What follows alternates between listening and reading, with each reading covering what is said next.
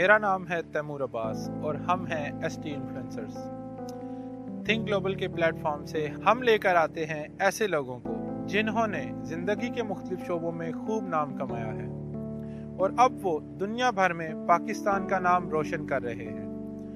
उन लोगों की जिंदगी से मिलते हैं हमें सीखने के बहुत सारे मौके।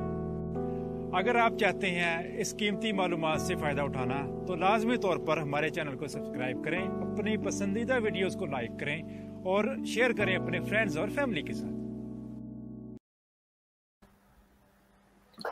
अस्सलाम वालेकुम व्यूअर्स, मैं हूं तैमूर अब्बास और आप देख रहे हैं थिंक ग्लोबल। ये सिलसिला हमने शुरू किया था कि स्वीडन के अंदर जो लोग आ रहे हैं एज अ स्टूडेंट, वो अपने कारोबार शुरू करना चाहते हैं। तो अपने कारोबार शुरू करने के लिए उनको अगर कंपनी रजिस्टर करानी है तो किस तरह की कंपनी होगी, वो किस तरह के कारोबार शुरू कर सकते हैं।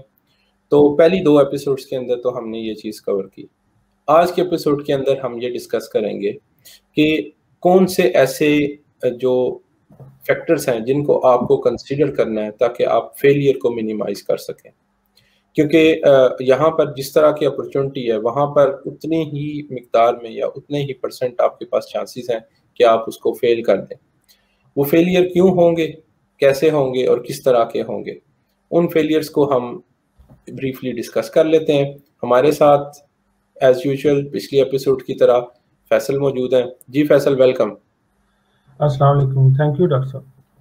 अच्छा, जैसे अभी हमने जिक्र किया कि हमने पहले तो बता दिया कि कंपनियां कैसी के किस किस्म की हैं और खोलनी कैसे है कोई कंपनी।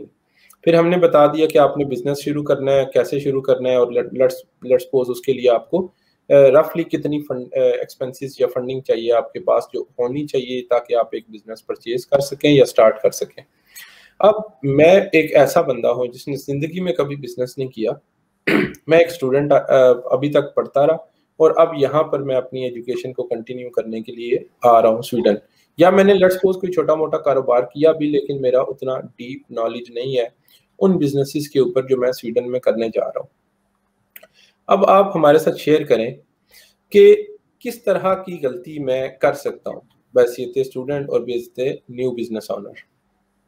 जी, सबसे पहले तो ये है कि आपने टाइप ऑफ जो कंपनी है वो कैसी सिलेक्ट की है। इस पे आपकी बहुत सारी चीज़ें डिपेंड करेंगी कि आपका मकसद क्या था। अगर तो आपके पास स्वीडन का फॉर एग्जाम्पल पासपोर्ट है या आपके पास पीआर है और आपने बिजनेस करना है from just profit point of view, आपने सिर्फ प्रॉफिट लेना है, तो उसके लिए स्ट्रेटजी और आपकी जो ऑर्गेनाइजेशन का स्ट्रक्चर जो है वो डिफरेंट होगा। लेकिन अगर आप स्टूडेंट हैं और आपने बिजनेस वीज़ा लेना है और इसके थ्रू आपने पीआर लेनी है, देन आपकी जो स्ट्रेटजी होगी और आपकी जो ऑर्गेनाइजेशन होगी उसका स्ट्रक्चर होगा वो डिफरेंट होगा। हमारे जो लोग आते हैं वो देखते हैं कि इर्द गिर्द लोगों की ये वाली कंपनी है और ये उनका स्ट्रक्चर है, ये स्ट्रेटजी है, तो हम वो जो लोग होते हैं वो उसकी कॉपी करना शुरू कर देते हैं। तो वो डिफरेंट होता है। उनके पास तो स्वीडन का नॉलेज भी होता है या उनकी वो रिक्वायरमेंट्स नहीं होती, या आमतौर पे अगर कहा जाए कि उनकी पाँव में जो माइग्रेशन वर्कर की जंजीर नहीं होती, तो वो तो उस लिहाज से कर रहे होते हैं, तो हम उसको मद्देनजर नहीं रखते। तो आपने अगर बिजनेस करना है तो आपने सबसे पहले माइग्रेशन की जो रिक्वायरमेंट्स है उनको मद्देनजर रख के आपने जो कोई भी एक्शन या स्ट्रेटजी या ऑर्गेनाइजेशन की जो टाइप है वो सिलेक्ट करनी है। तो इसमें सबसे पहली चीज है आप इसको वाइजली सिलेक्ट करें। फॉर एग्जाम्पल, अगर आपने सिलेक्ट करनी थी सोल प्रोप्राइटरशिप लेकिन आपने उधर गलत सिलेक्ट कर ली, आपने पब्लिक लिमिटेड कंपनी में चले गए, तो आपका मुश्किल आपके लिए ज्यादा आ जाएगी और ये आपका फेलियर भी बन जाएगा। इसकी मिसाल मेरा एक दोस्त है, उसका फूड का उसने बिजनेस किया, छोटा सा एक ट्रक, एक स्टॉकहोम के करीबी सिटी में, लेकिन उसने कंपनी जो थी वो पब्लिक लिमिटेड कंपनी खोल ली। अब पब्लिक लिमिटेड कंपनी की लिमिटेशंस ये है कि आप उसके अकाउंट में से पैसे अपनी मर्जी से ना निकाल सकते हैं ना उसमें डाल सकते हैं, लेकिन माइग्रेशन की रिक्वायरमेंट ये कि इतना प्रॉफिट होना चाहिए। तो अगर उसमें आपने थोड़ा चीजों को बैलेंस करना है तो वो आप नहीं कर सकते। दूसरा ये है कि पब्लिक लिमिटेड कंपनी में जो उसका मालिक है वो भी उसके अंदर मुलाजम होगा और वो तनख्वाह लेगा। जब वो तनख्वाह लेगा तो फिर उसकी आर्बर्स गिवरे फीस जो है उस काते वर्कत को आपने कम से कम 4-5 हज़ार करोड़ वो भी पे करनी है। जब तनख्वाह लेगा तो उसकी सैलरी स्लिप भी बनेगी। सैलरी स्लिप अगर आपको नहीं बनानी आती तो वो अकाउंटेंट बनाएगा, उसकी जो फीस है वो बढ़ जाएगी। तो अगर आपकी इतनी कैपेसिटी है, आपका जो फर्म है वो बहुत बड़ी है, उसका ऑर्गेनाइजेशनल स्ट्रक्चर बड़ा है, ये उसकी मिसाल वो ट्रक वाली है जिसपे बहुत सारा वजन लादा जा सकता है, फिर आप ये खोलें। और अगर आपके पास इस तरह का स्ट्रक्चर नहीं है या ऑर्गेनाइजेशन में इतनी सख्त नहीं है कि वो सारी चीजें ये बर्दाश्त करे, तो फिर आप इसकी तरफ ना जाएं। तो उसमें यह है कि माइग्रेशन जो है वो फिर जब आप पीआर अप्लाई करेंगे या वीजा अप्लाई करेंगे तो वो साथ आपके सैलरी स्लिप्स भी जो है वो आपसे मांगेगी। अगर तो आपकी उस ऑर्गेनाइजेशन में इतनी सख्त होगी, आपने हर महीने प्रॉपर सैलरी पे करनी है, बिजनेस जो कंपनी का अकाउंट है उससे आपके पर्सनल अकाउंट में आपकी हर महीने सैलरी आए, तो ये इटसेल्फ एक बहुत बड़ा काम बन जाता है कि 2-3-4 साल का रिकॉर्ड हो कि ये सैलरी आपके पास आई है। और अगर आपकी ऑर्गेनाइजेशन में इतनी सख्त नहीं थी, आपने 1-2 महीने तो मैनेज करके डाल ली, लेकिन फिर इतने सारे महीने वो कैसे डालेंगे? और उसका भी मुख्तलिफ डायमेंशन में काम जाता है कि आपने उसकी सैलरी स्लिप भी बनानी है, फिर आपका जो कंपनी अकाउंट है उसमें से आपके जो पर्सनल अकाउंट में सैलरी आएगी, फिर उस पर टैक्स पे होगा कंपनी की तरफ से, फिर आपकी तरफ से, फिर फोरा की इंश्योरेंस है वो पे होंगी, प्लस कंपनी के अकाउंट से अगर आपके अकाउंट में पैसे आने हैं तो कंपनी के अकाउंट में इतने पैसे होने चाहिए, हर मंथ इतने आने चाहिए, फिर उसकी सेल उस लिहाज से होनी चाहिए। अगर तो आपकी सेल थी फिर तो बहुत अच्छा, अगर आपकी उतनी सेल नहीं थी तो फिर वो पैसे कहाँ से आएंगे? तो ये क्राइसिस आपके लिए बन जाएगा अगर उसमें से आपके पास इनपुट इतनी नहीं थी और आपने ये सिलेक्ट कर ली। दूसरा ये जो इनफील्ड फिर्मा है उसका जो प्रॉफिट होगा भाई, वो आपका प्रॉफिट तस्वर होगा, आपकी इनकम तस्वर होगा, जबकि इसमें जो कंपनी का प्रॉफिट होगा आप उसमें से तनख्वाह लेते रहेंगे सारा साल, लेकिन जो कंपनी का प्रॉफिट होगा पहले उस पर ब्लॉग्स कट लगेगा, उसके बाद फिर वो आपको आएगा। और जो ब्लॉग्स कट है वो तकरीबन इस साल जो था वो 22% था, ये हर साल स्काते वर्कत अनाउंस करता है। तो जो कंपनी का पहले जो प्रॉफिट होगा आपको तनख्वाह देने के बाद, पहले तो आपको जो तनख्वाह दी उस पर आर्बिट्स की फीस दी, उसके डिक्लेयर, उसके बाद जो भी कंपनी के अकाउंट में बच जाएगा उसके फिर उस पे आप 22% देंगे, फिर उस पे आप 20%, वो आपकी इनकम बनेगा, उस पे फिर आप 20% जो है वो इनकम बना के फिर आप उसको ले सकते हैं। तो ये आते आते बहुत कम अमाउंट रह जाएगी जो आपकी माइग्रेशन की रिक्वायरमेंट है उसको पूरा करती है या नहीं करती, ये फिर आप उसके साथ मैच करेंगे। जबकि जो इनफील्ड फिर्मा है उसमें जो भी कंपनी ने कमाया वो डायरेक्ट आपकी इनकम बन गया, आप उसको डिक्लेयर कर देंगे, वो आपकी माइग्रेशन की रिक्वायरमेंट पूरी कर देगी। लेकिन एक ये भी, अगर आपकी बहुत बड़ी कंपनी है और आपने वो फॉर्म सिलेक्ट कर ली इनफील्ड फिर्मा वाली या सोल प्रोप्राइटर वाली, तो उसमें फिर आपको टैक्स बहुत ज्यादा देना पड़ जाएगा और मामला आ जाएंगे। तो ये दोनों में जो भी आपने सिलेक्ट करनी है बड़ी सोच समझ के करनी है। इसमें मैं एक चीज ऐड कर दूं कि जो स्वीडन के अंदर थ्रेशोल्ड है पर्सनल इनकम का वो है अराउंड 500,000, 5 लाख कुछ हजार, तकरीबन 42,000 पर मंथ बनते हैं अगर आप उसको डिवाइड करें। तो मतलब 5 लाख से ऊपर की जो इनकम है उसके ऊपर आपको 50% टैक्स देना है। 5 लाख से कम की जो इनकम है उसके ऊपर आपको 33%, 32, 31 डिपेंडिंग ऑन द कम्यून, ये 0.5 और 1% वेरी करता है commune to commune. So let's say 32%। सो आप बेसिकली जो फैसल कह रहे हैं उसमें यही चीज़ है कि अगर आप इनफील्ड फर्मा पे जा रहे हैं और आपकी दुकान है या आपका बिजनेस है वो 5 लाख रुपया साल का कमा रहा है, तो जो इनकम होगी उससे जो आपके पास प्रॉफिट है वो उससे नीचे जो अमाउंट है उसके ऊपर टैक्स कम पड़ेगा। लेकिन जैसे ही आप उससे ऊपर जाएंगे तमाम अमाउंट के ऊपर आपको 50% टैक्स लगना शुरू हो जाएगा। उस सूरत में बेहतर ये होता है कि आप एबी की तरफ मूव कर जाएं ताकि आपको लगे कि आप अगर 5 लाख के ऊपर थ्रेशोल्ड है तो आप अपनी उतनी ही सैलरी निकालें, बाकी पैसे आप कंपनी के अंदर रहने दें और उन पैसों को ना छेड़ें। सो ये आपने डिसाइड करना है। तो अगर आप ये गलत चॉइस कर लेंगे तो आप बहुत सारा नुकसान करेंगे अपने पैसों का, वो टैक्स की सूरत में चले जाएंगे या आपको फाइन की सूरत में देना पड़ेगा अगर आप गलतियां करेंगे। और अगर आप गलत चॉइस करेंगे तो आपको हो सकता है अकाउंटेंट्स की फीस भी ज्यादा भरनी पड़े। तो ये चीज आपको बड़ा केयरफुली सोचनी है। उसके अलावा जी फैसल, आपके पास और कौन कौन सी मिसालें हैं?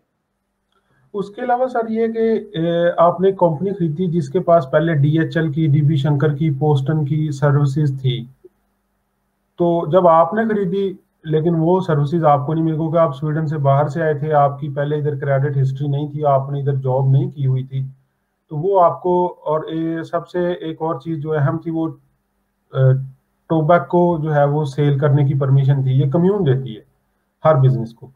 तो ये भी आपको अगर नहीं मिली, एक शॉप है जिसकी टोबैको की सेल ही 2-3 मिलियन है, मेरा एक दोस्त है नॉर्थ शॉपिंग में, तो रिसेंटली उसके साथ ये मसला हुआ कि उसकी शॉप का 90% जो इनकम थी वो टोबैको सेल से आती थी।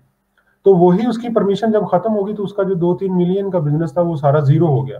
तो ये परमिशन अब आपने पहले से जायजा लेना है कि ये आपको मिलेगी भी या नहीं मिलेगी, आप उसकी सारी रिक्वायरमेंट को पूरा करते हैं या नहीं करते। उसकी समटाइम ये रिक्वायरमेंट होती है कि 3 साल आपने जो लास्ट काम किया है, कितना टैक्स पे किया है, आप कोई टैक्स ना दहिंदा तो नहीं है, क्रोनोफोगदन तो नहीं है, और आपने जो मोम्स हैं वो प्रॉपर डिक्लेयर किए हैं, क्योंकि जो टोबैको होती है इस पे 25% जो होता है वो मोम्स होता है। कुछ लोग जो होते हैं वो परचेजिंग में डाल के मोम्स क्लेम करके बाद में कंपनी को बैंकरप्ट कर देते हैं। तो ये आपका रिकॉर्ड चेक करते हैं, और इस मामले में बहुत ज्यादा रिसेंट इस ईयर 2020 और 21 में सख्ती हुई है, पहले नहीं था। पहले ये था कि आप सिर्फ कम्यून को इन्फॉर्म करते थे कि मैंने शॉप परचेज कर लिया और मैं इस पे टोबैको सेल करूंगा, बस दैट्स एनफ।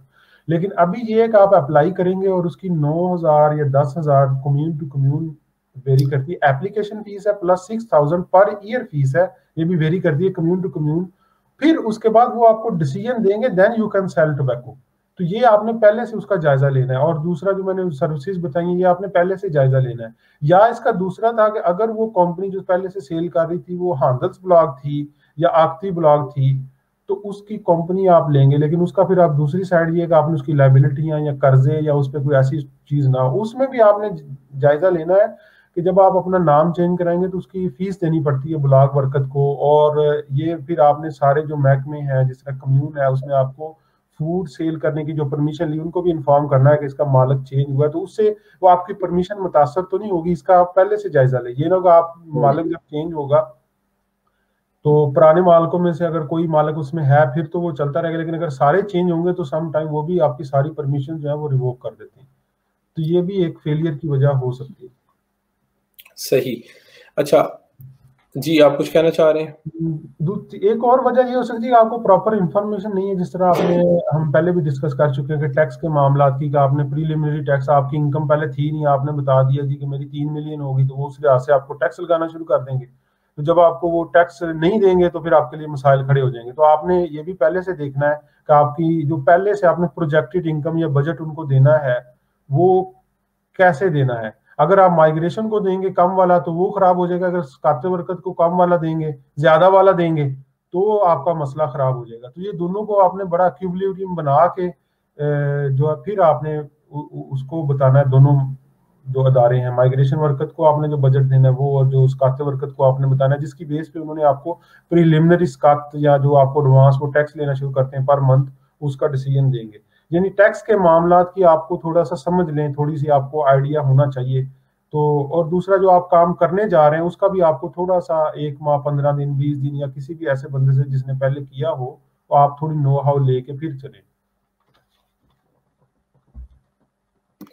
जबरदस्त।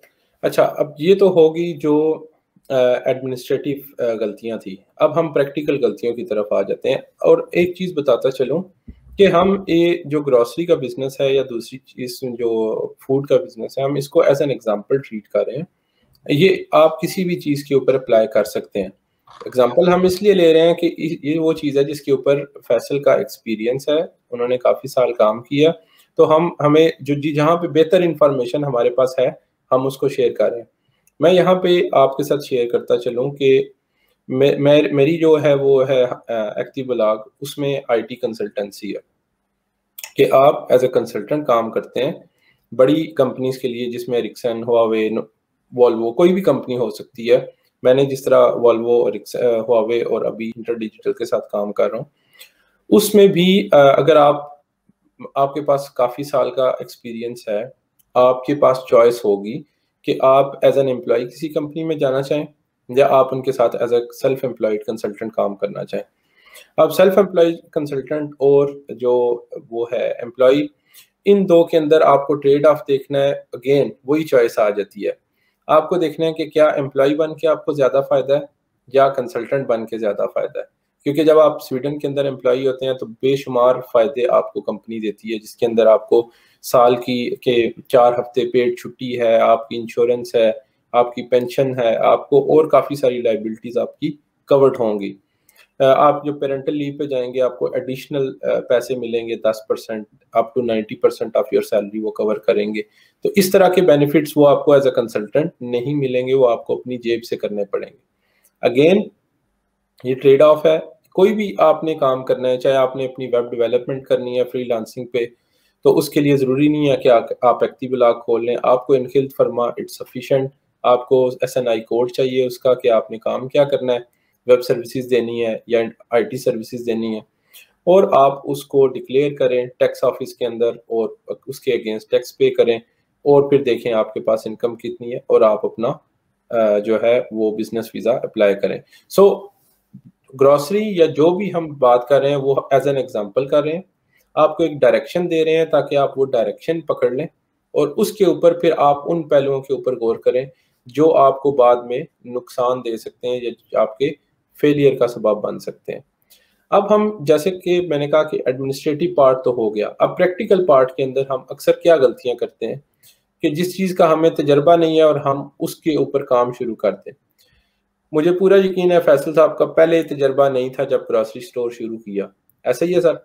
जी जब जी आपने शुरू किया उससे पहले ज़ाहिर है आपने कुछ होमवर्क किया, आपने कुछ चीज़ें देखी और बहुत सारी चीज़ें आप जब बिजनेस के ऊपर गए तब सीखी। तो उसमें आपको अपने एक्सपीरियंस से क्या लगता है कि कहाँ कहाँ पर लोग गलती कर सकते हैं? सबसे जो पहली चीज़ है वो ये कि सप्लाई एंड डिमांड, के डिमांड कितनी थी और आपको सप्लाई आपके पास कितनी थी। अगर डिमांड कम थी, आपने ऑर्डर ज़्यादा कर लिया चीज़ों का, फॉर एग्जांपल दूध था, आपने ज़्यादा ऑर्डर कर लिया, डिमांड वो सेल नहीं हुआ, वो एक्सपायर हो जाएगा, तो वो आपका लॉस होगा।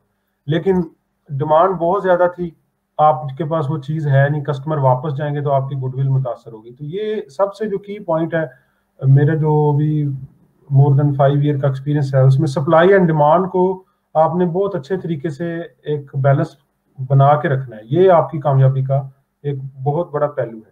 दूसरी चीज़ है, आपने सीजन जो है, जिस तरह अभी करंटली समर चल रहा है, तो इसमें आपका जो ड्रिंक है वो सेल बहुत ज्यादा होता है, तो आपने पहले से जब उसकी सेल लगी थी आपने लेके रखना है। या आइसक्रीम जो है वो सेल हो रही है, या ब्रेड सेल होती है, या सीजनल कस्टमर्स आते हैं जो दूसरे मुल्कों से आते हैं, आपके बेल्जियम, फ्रांस, इटली वगैरह से साइकिलिस्ट आते हैं, तो उनकी रिक्वायरमेंट को आपने पहले से मीट करके रखना है। या जिस तरह क्रिसमस आती है तो उस पर ये जूल मस्त पीते हैं या ग्लोब होती है, या इस तरह का आइटम, उनका आपको नॉलेज होना चाहिए अगर आप इधर रहे हैं या जिस तरह भी है। तो वो सारी चीजें आपको बिफोर द सीजन आपने उसको सप्लाई को मेंटेन रखना है और उसकी आपको नो हाउ होनी चाहिए। तीसरा ये कि आपको इधर लोग नहीं मिलेंगे, आपकी एक्सपेक्टेशन होती है कि मैं जी बंदा रख लूंगा, तो बंदा आप इधर स्वीडन में नहीं रख सकते। पाकिस्तान से जो भी लोग आते हैं हमारे दोस्त भाई, वो उनकी ये थोड़ी सी मिसकंसेप्शन होती है कि हम बंदे रख के मैनेज कर लेंगे या इसका बंदा। तो इधर आपने जो कुछ करना है वो खुद ही करना है, किसी ने भी आपके लिए कुछ नहीं कर सकता किसी हवाले से भी। तो इधर वन मैन शो होता है।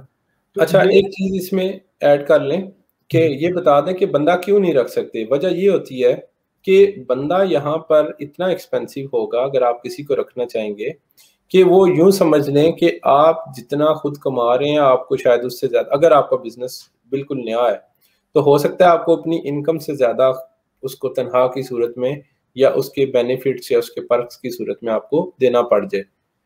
तो जी बंदा के सर देखें, मिनिमम तनख्वाह जो मिनिमम वेज रेट है, फिर आप बंदा रखेंगे तो उसमें सबसे पहले तो ये होगा कि आप उसकी आर्बर्स की बड़े फीस देंगे, जो कि हाँ कम से जी, कम जो है, कम से कम भी दें तो कम से कम 3,000 या 2,000 करोड़ मिनिमम ये बनती है, जो आपने ऐसी टैक्स बात, ऑफिस को हर महीने जमा करवानी है।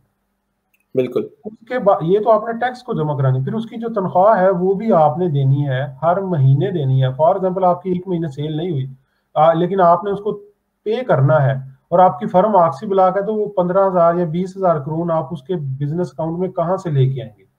ये भी अगर आप अपनी जेब से डालेंगे तो वो भी एक मसला हो जाएगा। उसको अकाउंटिंगली आपको वेरीफाई करना है, उसको आपने जस्टिफाई करना है अपनी बैंक बैलेंस शीट में कि ये मैंने कैपिटल इन्वेस्ट किया है। चलो 1 महीना हो गया, फिर दूसरे महीने आप किस तरह करेंगे? तो ये आपको बहुत सारे चैलेंजेस का जो है वो मसला बन जाता है आपको। ये एक यानी आपकी कंपनी में उतने पैसे थे नहीं, चलो ये भी कोई मसला है, आपने अपनी जेब से दे रहे हैं तनख्वाह, तो वो आपने कंपनी के अकाउंट से देनी है, तो कंपनी के अकाउंट में है नहीं, प्रॉफिट आप शो नहीं करते, तो फिर ये आपके लिए एक बड़ा कॉम्प्लेक्स सिचुएशन बन जाती है। और उसकी आर्बिट्स गिवर फीस देनी, फिर आपने उसकी इंश्योरेंस देनी है जो फोरा की 4-5 किस्म की है। फिर अगर वो सिक लीव मार देता है, फॉर एग्जाम्पल वो कहता है मैं बीमार हूँ, तो 1 हफ्ता आपने उसकी पे अपनी जेब से देनी है। या उसका बच्चा बीमार है, वो वाब मार देता है, तो वो भी आपने जेब से देनी है। तो वो 7 दिन भी अगर देते हैं तो 7-8 हज़ार करोड़ आपको हर महीने वो देनी पड़ जाए, प्लस आपको आर्बिट्स गिवर फीस देनी पड़ जाए। तो उसको, यानी अल्लाह ना करे ऐसा देना पड़े, लेकिन आपको पता होना चाहिए कि ऐसी पॉसिबिलिटी है इस लिहाज से। और दूसरा ये कि इधर कोई भी बंदा जो है वो जॉब कर रहा है तो वो उसकी एक्सपेक्टेशन या अर्निंग इतनी होती ही है कम से कम, तो वो किसी सूरत में भी आपके लिए कोई बंदा अवेलेबल नहीं होगा। दूसरी, पाकिस्तान में होता है कि आपका कजन या पेरेंट्स में कोई या बहन भाई में, तो इधर आपके पास ये भी सपोर्ट नहीं होती। तो ये 3-4 पहलू हैं जिसकी वजह से आप बंदा अफोर्ड नहीं कर सकते। फ्रेंड्स हैं, फ्रेंड सर्कल में सारे जॉब पे होते हैं, जिस वक्त आपको जरूरत होगी 9 to 6 तो उस वक्त वो भी जॉब पे होंगे। तो अगर आपके बच्चे हैं तो वो बच्चे फिर आप आ जाएंगे तो आप उस तरह भी मैनेज नहीं कर सकते। तो ये डिफिकल्ट है, इसको पहले से आपको एनालाइज करके और इसके लिए पहले से प्रिपेयर करें और आपका एक्शन प्लान जो उसी लिहाज से हो, then you can succeed. Otherwise ये भी आपके लिए बहुत सारा मसला बना सकता है। जबरदस्त। चलें, हम इसको ज़्यादा तवील नहीं करते आज की इस वीडियो को, और हम इंशाल्लाह इन वीडियोस की फीडबैक के ऊपर के जो हमें मज़ीद सवाल आएंगे हम अगली एपिसोड आपके लिए लेकर आएंगे। आखिर में मैं फैसल साहब से कहूँगा कि फैसल साहब अगर मज़ीद आप इसमें कोई पॉइंट ऐड करना चाहें बिफोर हम इसके प्रोग्राम की क्लोजिंग की तरफ जाएं। आखिरी पॉइंट यही है कि आपका जो STinfluencers.com है, इसको मैं रिक्वेस्ट करूंगा व्यूअर से कि वो इसको व्यू करें। इस पे बहुत ही यूज़फुल और बहुत अच्छी इंफॉर्मेशन है जो यूज़फुल है और फ्रॉम द एक्सपीरियंस पर्सन है। और आपको बिजनेस वीज़ा, स्टडी के लिहाज से, या आपने अगर शॉप कोई परचेज करनी है, या आपने अगर परचेज की हुई ऑलरेडी आप बिजनेस कर रहे हैं तो 2 साल बाद आपने PR अप्लाई करनी है, तो ये वीडियोज़ को देखें और आप डॉक्टर साहब से रब्ता कर सकते हैं और किसी भी हवाले से जो हम आपको इंफॉर्मेशन प्रोवाइड कर सकते हैं। बहुत शुक्रिया फैसल। यही मकसद है हम लोगों का कि हम इंफॉर्मेशन लेकर आएँ लोगों के लिए फ्री ऑफ कॉस्ट और एक्सपीरियंस लोगों से, ताकि लोगों का फ़ायदा हो सके। और इसी मकसद से हमने ये शुरू किया था और अल्लाह का शुक्र है कि अभी तक हम काफ़ी इसमें सक्सेसफुल रहे हैं और उम्मीद करते हैं आगे भी आइंदा हम इसी तरह से कोशिश करेंगे कि हम लोगों को अच्छी और मयारी इंफॉर्मेशन देते रहें। बहुत शुक्रिया आपका व्यूअर्स, आपने हमें देखा और इंतज़ार कीजिए हमारी अगली एपिसोड का, क्योंकि अगली एपिसोड में इंशाल्लाह हम उन कंटेंट्स को लेके आएंगे जो आप हमें फीडबैक देंगे इन वीडियोस के कमेंट्स के अंदर। Thank you. देखते रहिए थिंक ग्लोबल, शेयर करिए, सब्सक्राइब करिए। अल्लाह हाफिज़।